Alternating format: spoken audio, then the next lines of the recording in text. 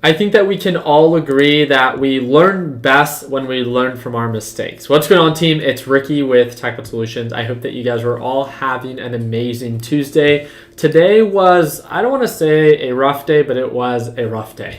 So I want to show you guys how much it is that I'm down.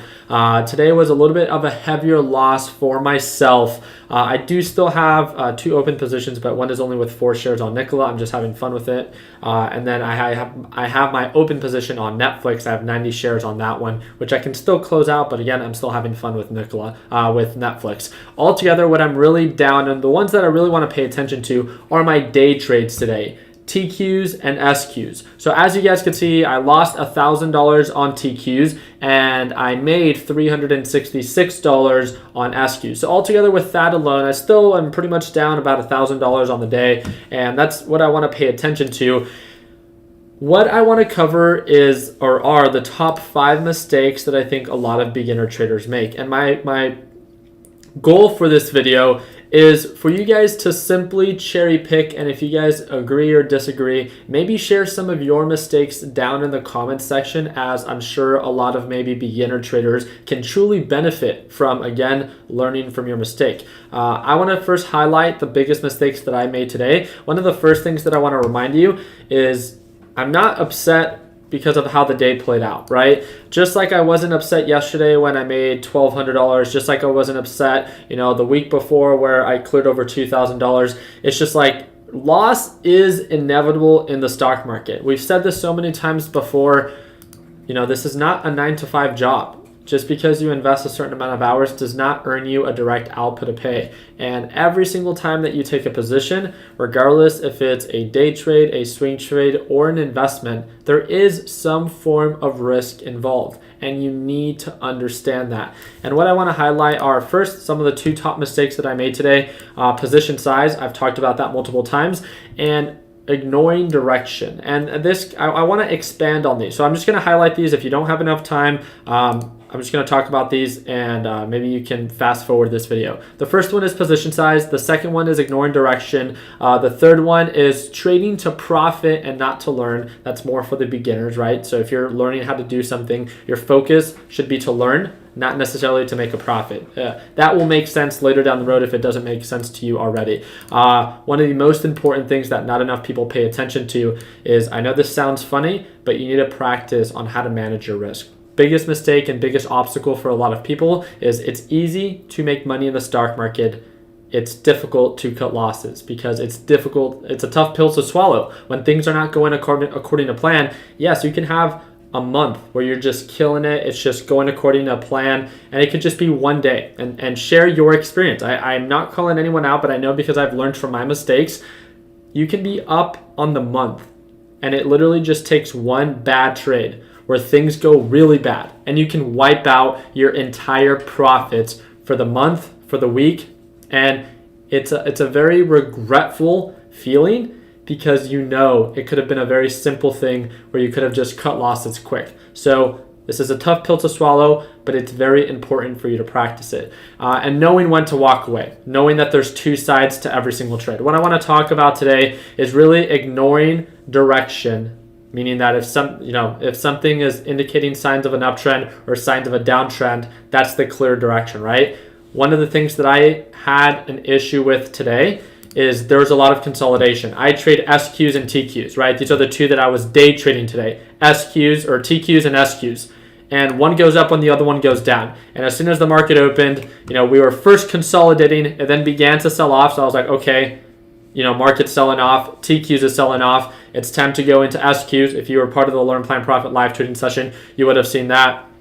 As soon as this thing begins to sell off, there's a very consistent lower low, lower high. I jump into SQs, and guess what? As soon as I jump in, SQs begins to consolidate, /NQ begins to find a support, and then it begins to indicate signs of an uptrend. I kind of feel like today, every time that I decided to enter a position, I was on the wrong side.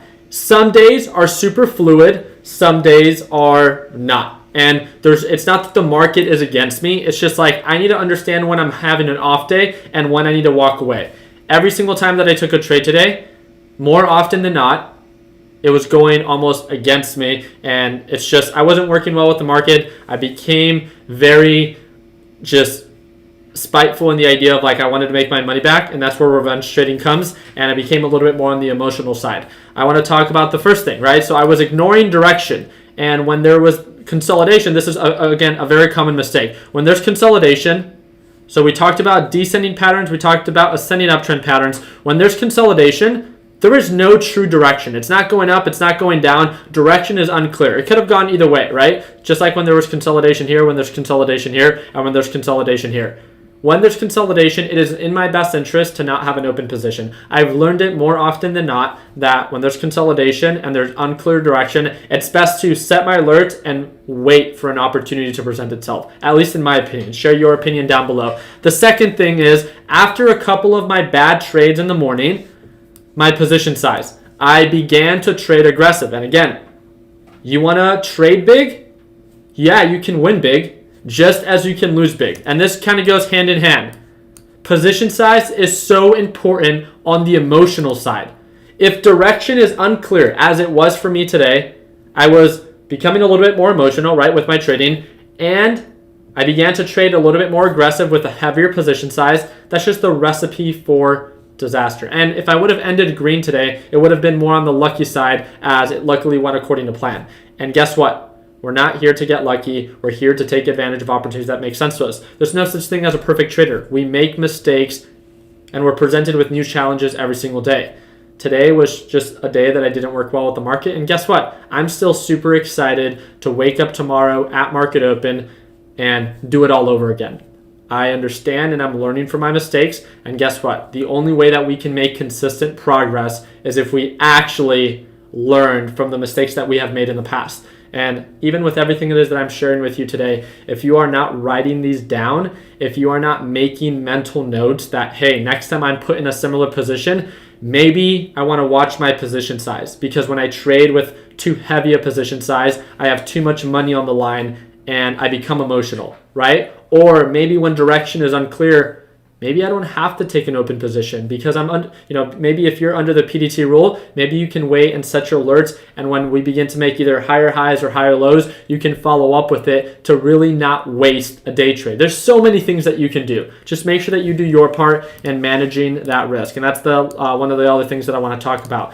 We've talked about it so many times before. I have a bunch of videos on risk management on this YouTube channel, and a bunch of other YouTubers do as well. I can't stress this enough. If all you're focused on is making money and you never practice to cut losses, there's this saying, again, please don't quote me on this because I'm not a big sport guy, but when it comes down to the idea of, offense wins games, defense wins Super Bowls, right? And it's the idea that it's great to make money in the market, but the only way to consistently grow your trading account is if you know when to cut losses and how to cut losses. How do you get better at something? You practice it. As funny as that sounds, if you watch your position size, if you keep it very small, just think about this. Next time you trade, if you only buy one share of whatever it is that you trade next time, are you really trading to make a profit, or are you trading to learn? So is it going to be difficult for you to cut losses? No, it's going to be easy because you have less money on the line, a smaller position, there's less emotions. So again, if you want to practice and get better at something because you suck at risk management, then guess what? Take time to practice so you actually make some progress. And the last thing that I want to talk about is knowing that there's two sides to every single trade. One of the mistakes that I could have made today is I decided to walk away. I was like, at one point, I was actually down over nearly, I think I was down around $2,000 on the day. I got myself back to under $1,000 of a loss, and I was like, hey, this isn't that bad. I decided that and then I began to second guess myself, and I was like, how many of you guys have ever done this where you're like, maybe I can get myself back to zero. Maybe I can make it all back. But then I reminded myself, again, it was already 11 o'clock. I don't normally trade that long. And I know that I have to understand that there's two sides to every trade. Just as much money as I can make back, I can easily lose. So I dug myself out of that little hole, right, of being down 2K. I didn't want to be back in that, position. So what I decided to do is $900 loss for me isn't that bad, right? With what I'm trading with, And again, being able to understand that tomorrow I'm presented with new challenges and new opportunities, I just decided to understand the risk of a new trade. There wasn't anything crazy. There wasn't any crazy opportunity that was presented to me. I decided to close my positions and just call it a day, and I can start fresh tomorrow. That's it. So you guys can let me know in the comment section what you guys think about what we just talked about. And one of the last things that I want to say for our beginner traders is I can't stress this enough. It's super cool. I love sharing my green days with you guys.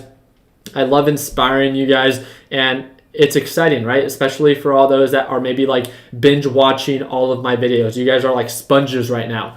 Please take time to not only focus and think about the profit.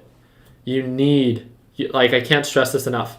Next time you are put in a position where things are going south, I think it will be in your best interest to really understand the importance of risk management.